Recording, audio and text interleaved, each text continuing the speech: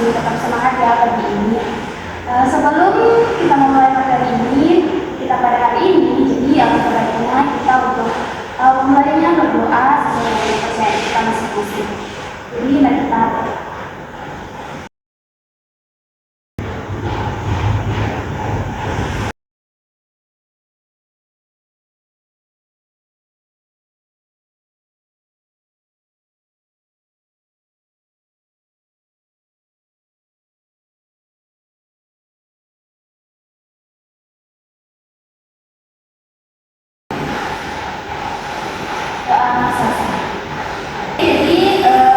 sebelum kita memulai materi kita, pembelajaran kita hari ini, kita akan melakukan presensi.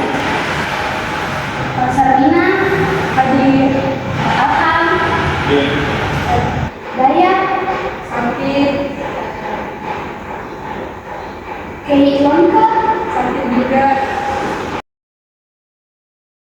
Baik, sebelum kita masuk pada materi kita pada hari ini, jadi mari kita ulas kembali pembelajaran materi sebelumnya.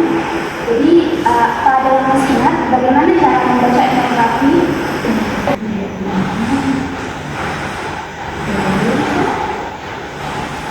Saya silakan Sherly. Jadi untuk membaca etnografi, pertama kita harus memahami fokus atau pertanyaan penelitian yang diajukan oleh penulis etnografi tersebut.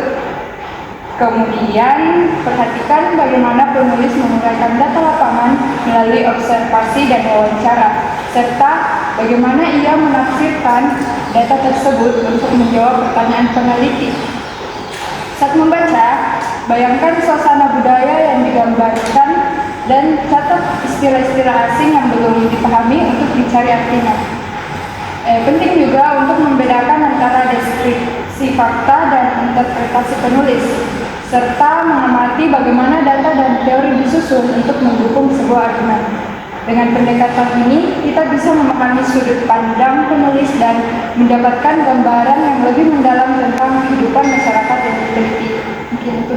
Jadi benar sekali, Sherly, bahwa membaca etnografi itu membutuhkan pemahaman terhadap fokus penelitian, kemampuan membedakan antara data interpretasi serta kesungguhan untuk membayangkan dan memahami konteks budaya yang digambarkan dengan memperhatikan cara penulis menyajikan data dan argumen. Pembaca juga dapat menangkap makna mendalam dari kehidupan masyarakat yang diteliti. Jadi mari kita mulai materi kita pada hari ini, yaitu mengenai langkah-langkah dalam melakukan penelitian etnografi. Jadi sebelum kita mulai materi pada hari ini, ada beberapa pembelajaran yang perlu kita ambil terlebih dahulu. Yang pertama yaitu menjelaskan pengertian dan tujuan penelitian dari etnografi. Kemudian pembelajaran kedua yaitu mengidentifikasi langkah-langkah utama dalam penelitian. Yang ketiga yaitu melatih keterampilan observasi dan wawancara. Kemudian yang keempat yaitu menyusun catatan lapangan dan laporan etnografi. Jadi sebelum kita mempelajari langkah-langkah dalam melakukan penelitian etnografi, kita perlu ketahui juga tentang apa itu etnografi. Jadi etnografi adalah metode penelitian kualitatif yang mempelajari dan mendiskusikan kehidupan serta budaya suatu kelompok masyarakat secara langsung melalui pengamatan dan partisipasi. Etnografi juga berperan penting untuk memahami budaya secara mendalam dari sudut pandang masyarakat itu sendiri dan mendokumentasikan kebiasaan dan nilai serta membantu menghargai pelestarian keberagaman budaya. Kemudian, mengapa etnografi itu penting? Karena membantu memahami budaya dan kehidupan masyarakat secara mendalam dari sudut pandang mereka sendiri, sehingga menghasilkan pemahaman yang lebih akurat dan kontekstual tentang perilaku sosial dan nilai-nilai. Selanjutnya yaitu inti dari materi kita pada pertemuan kali ini, yaitu tahapan penelitian etnografi. Jadi ada 4 tahapan penelitian etnografi.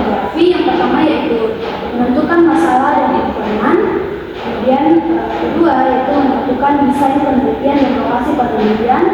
Yang ketiga yaitu memperoleh izin, koordinasi, dan akses penelitian. Dan yang terakhir yaitu melakukan teknik pengumpulan data. Jadi kita akan membahas langkah yang pertama yaitu menentukan masalah dan informan. Jadi yang pertama yaitu identifikasi masalah penelitian. Dalam identifikasi masalah penelitian ini juga memiliki beberapa langkah, ada 4. Yang pertama yaitu melakukan tinjauan pustaka untuk mengetahui penelitian sebelumnya dan menemukan kesenjangan penelitian. Kemudian yang kedua yaitu melakukan observasi pendahuluan di lapangan untuk melihat fenomena menarik secara langsung. Yang ketiga yaitu berdiskusi dengan ahli atau pakar terkait untuk mendapatkan masukan masalah yang relevan. Kemudian yang keempat yaitu mempertimbangkan minat dan keahlian peneliti agar masalah yang dipilih sesuai dan memotivasi peneliti. Kemudian yaitu pemberian informan. Jadi ada beberapa pertimbangan yang harus dilakukan dalam menentukan informan. Di antaranya yaitu yang pertama, orang yang bersangkutan memiliki pengalaman pribadi tentang masalah yang diteliti. Kemudian yang kedua yaitu usia telah dewasa. Ketiga, sehat jasmani dan rohani. Kemudian yang keempat, bersikap netral dan tidak memiliki kepentingan pribadi. Dan yang ketiga, berpengetahuan luas. Jadi bukan hanya pertimbangan untuk memilih informan, tetapi juga ada beberapa syarat, yaitu ada 5. Jadi yang pertama, syarat yang pertama yaitu enkulturasi penuh atau mengetahui budayanya sendiri dengan baik. Kemudian yang kedua yaitu keterlibatan penuh. Yang ketiga yaitu tindak budaya sebagaimana adanya dan dia tidak akan berbasa-basi. Kemudian yang keempat yaitu memiliki waktu yang cukup, dan yang kelima yaitu non-analitis.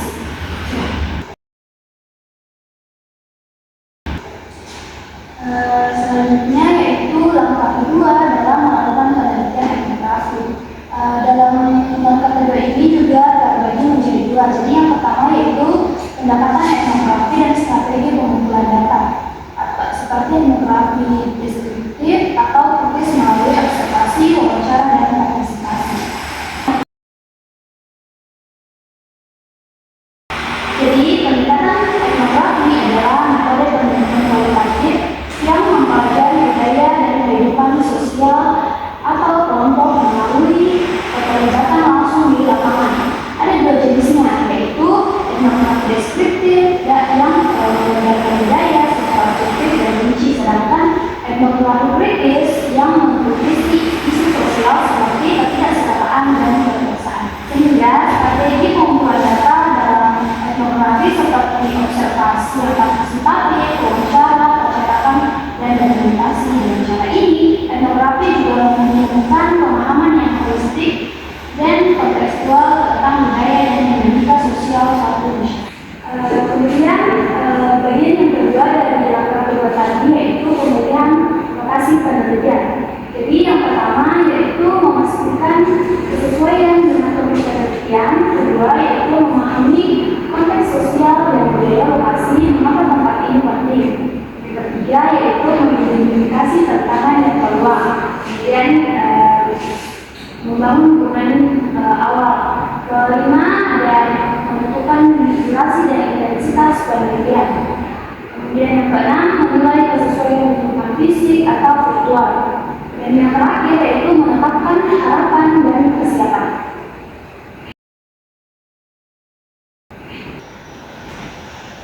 Selanjutnya ada langkah yang ketiga yaitu memperoleh izin koordinasi dan akses penelitian. Izin penelitian ini sebelum memulai penelitian etnografi, peneliti harus menyiapkan dokumen izin dari pihak berwenang dengan proposal yang jelas. Proposal ini harus merinci tujuan penelitian,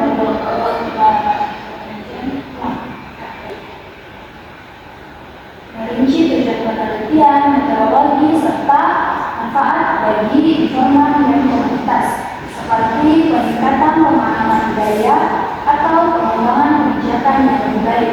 Penjelasan yang transparan juga membangun kepercayaan dan manfaat dan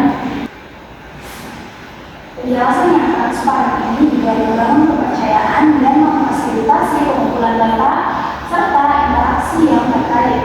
Jadi dalam penelitian etnografi, koordinasi dengan pihak terkait seperti tokoh masyarakat dan pejabat setempat sangat penting. Peneliti harus menjalin komunikasi yang efektif dan membangun kepercayaan dengan menampung kepentingan serta informan untuk mendapatkan data yang akurat atau dukungan yang diperlukan. Kemampuan komunikasi dan empati kesadaran menjadi kunci agar penelitian berjalan lancar dan sukses. Kemudian langkah akhir dari melakukan penelitian etnografi yaitu melakukan teknik pengumpulan data. Kemudian juga terbagi menjadi 4 langkah akhir yaitu observasi partisipatif. Jadi yang peneliti terlibat langsung dalam kegiatan sehari-hari komunitas yang diteliti untuk mengamati perilaku, rutinitas, interaksi sosial dan praktik budaya secara langsung. Observasi juga dapat bersifat open atau terbuka, atau juga open yang artinya tertutup, tergantung pada konteks dan etika penelitian. Dan langkah yang kedua yaitu wawancara secara mendalam. Jadi dalam wawancara mendalam ini dilakukan dengan anggota komunitas untuk menggali pemahaman mereka tentang kehidupan sehari-hari, nilai, norma, dan perspektif mereka. Wawancara juga dapat berupa semi terstruktur atau tidak terstruktur, memungkinkan peneliti untuk mengeksplorasi topik yang muncul secara spontan. Yang ketiga yaitu dokumentasi dan analisis artefak. Jadi dengan peneliti juga dapat mengumpulkan artefak atau foto, video, catatan lapangan atau dokumen lain yang relevan dengan penelitian. Hal ini juga membantu dalam memahami konteks budaya dan sosial yang lebih luas. Teknik lain yang berbeda dalam etnografi itu artefak dapat berupa objek fisik seperti alat rumah tangga, karya seni, perhiasan, atau barang-barang ritual serta dokumen tertulis seperti catatan sejarah, surat atau peta dan juga buku harian. Kemudian langkah akhir dari dilakukan pengumpulan data itu adalah catatan lapangan. Jadi catatan lapangan ini peneliti harus secara aktif membuat catatan tentang pengamatan, wawancara, interaksi dan refleksi mereka selama berada di lapangan. Catatan ini juga merupakan fondasi dari semua pengumpulan data dan etnografi. Jadi peneliti secara aktif membuat catatan tentang pengamatan mereka, wawancara, interaksi sosial dan refleksi pribadi selama berada di lapangan. Catatan ini bukan hanya sekedar dokumentasi fakta, tetapi juga mencakup emosi, perasaan, dan juga interpretasi peneliti tentang apa yang mereka lihat dan alami. Dengan materi yang telah kita bahas pada ini dan begitu kita dapat memperoleh kesimpulan yaitu bahwa etnografi adalah metode penelitian yang bertujuan memahami budaya dan perilaku manusia dalam konteks sosial. Prosesnya mengikuti persiapan dan juga pengumpulan data melalui observasi dan wawancara analitis data untuk menemukan pola dan pelaporan temuan. Metode ini penting untuk memberikan wawasan yang mendalam tentang interaksi sosial dan dapat diterapkan di berbagai bidang seperti pendidikan dan antropologi. Bukan hanya itu, tetapi etnografi juga merupakan salah satu metode penelitian kualitatif yang bertujuan untuk memahami budaya dan berlaku pandangan hidup serta juga pola interaksi manusia dalam konteks sosial mereka. Berakar dari tradisi antropologi, etnografi mengutamakan pendekatan holistik terhadap subjek yang diteliti, di mana peneliti berupaya untuk hidup bersama dengan kelompok sasaran guna memahami cara mereka memakai dunia sekitar.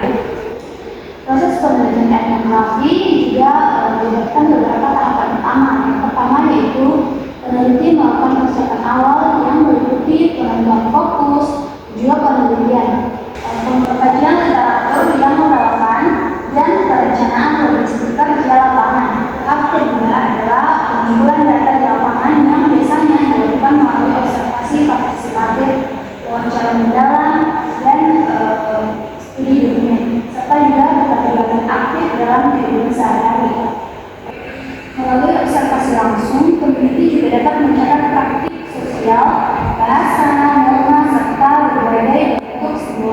ada di masyarakat tersebut. Juga setelah data terkumpul, tahap berikutnya yaitu analisis data. Pada tahap ini juga bekerja mengorganisasi, mengkategorisasikan, dan menafsirkan data untuk menemukan tema, pola, dan makna yang tersembunyi dalam praktik sosial masyarakat. Analisis ini juga bersifat induktif, artinya teori atau kesimpulan yang dibangun berdasarkan temuan empiris di lapangan, bukan dipaksakan dari teori yang telah ada. Akhirnya hasil penelitian juga disusun dalam bentuk laporan etnografi yang kaya akan deskripsi kontekstual dan interpretasi mendalam sehingga membaca dapat memahami realitas sosial. Baiklah, dari kita pada hari ini sampai di sini saja. Selanjutnya kita akan masuk pada sesi diskusi sesuai dengan materi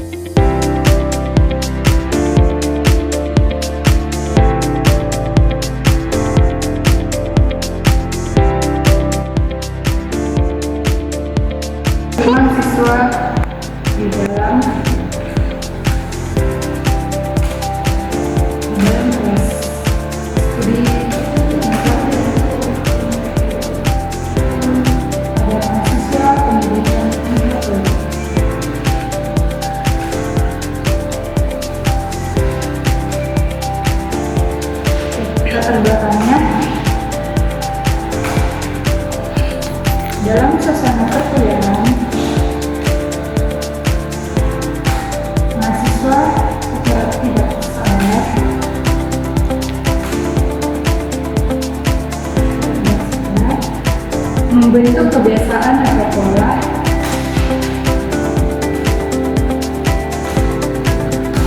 tempat duduk tertentu.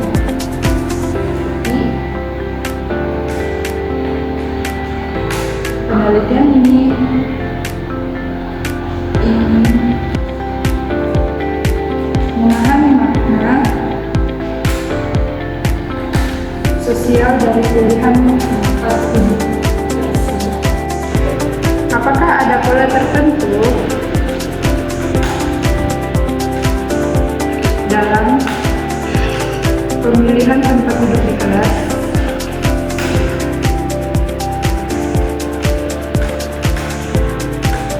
Dua, apakah pilihan tempat duduk berhubungan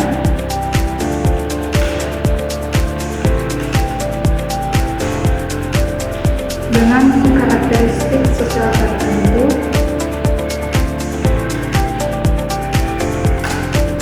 Dalam bermisal kedekatan teman dan tingkat keaktifan,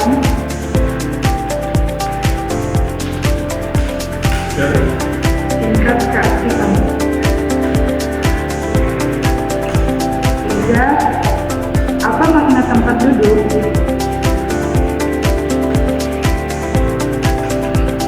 bagi mahasiswa dalam proses belajar?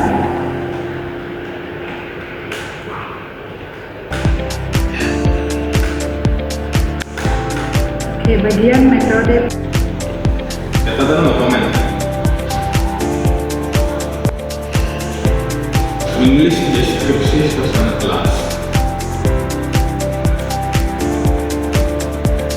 Pembagian kelompok tempat duduk serta reaksi dan interaksi antar siswa.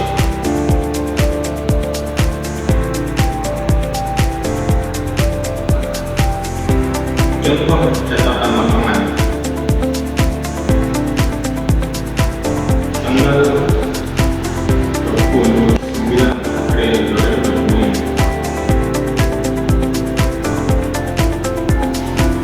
Lokasi kelas antropologi budaya, ruang 300 tempat.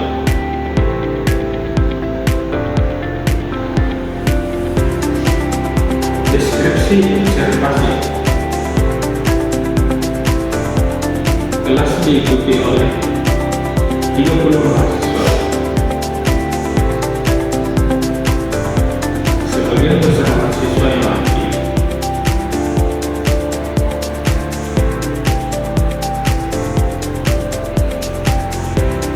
Duduk di dua baris terdepan.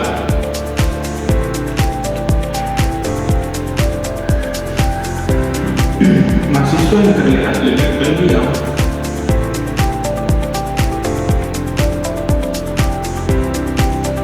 duduk di bagian belakang dekat jendela.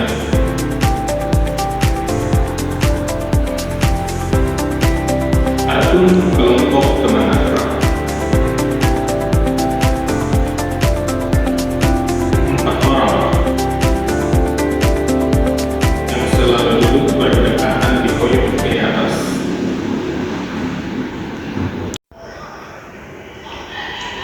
Jadi karena waktu untuk berdiskusinya sudah habis, jadi tugasnya silakan dikumpul. Karena materi kita hari ini sudah selesai, jadi sebelum itu jadi perlu kita jelaskan kembali bahwa etnografi itu memiliki peran yang sangat penting dalam memahami budaya secara mendalam. Metode ini juga memungkinkan kita untuk mengamati dan merasakan kehidupan sehari-hari serta kebiasaan masyarakat dari sudut pandang mereka sendiri, sehingga kita dapat menangkap makna dan nilai yang sebenarnya mereka anut dengan memahami budaya secara langsung dan kontekstual. Kita tidak hanya memperoleh wawasan yang lebih kaya, tetapi juga menghindari kesalahpahaman yang sering terjadi ketika melihat budaya yang hanya dari luar. Selain itu juga dalam melakukan penelitian etnografi, kita harus selalu memegang teguh prinsip-prinsip etika. Ini berarti kita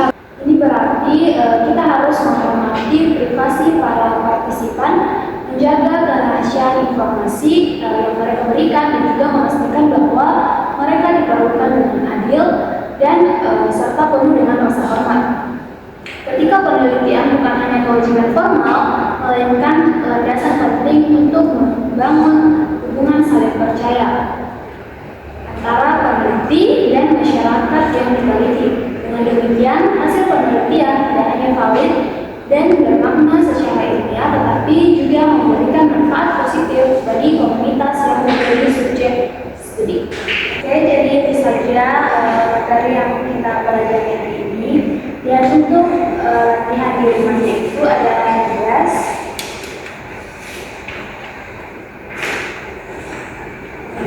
Jadi silakan dikerjakan tugasnya.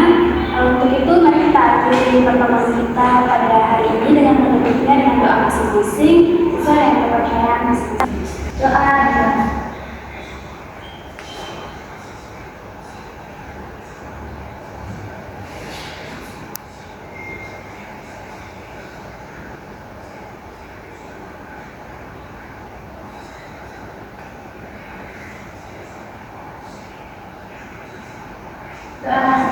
Baik, sampai jumpa di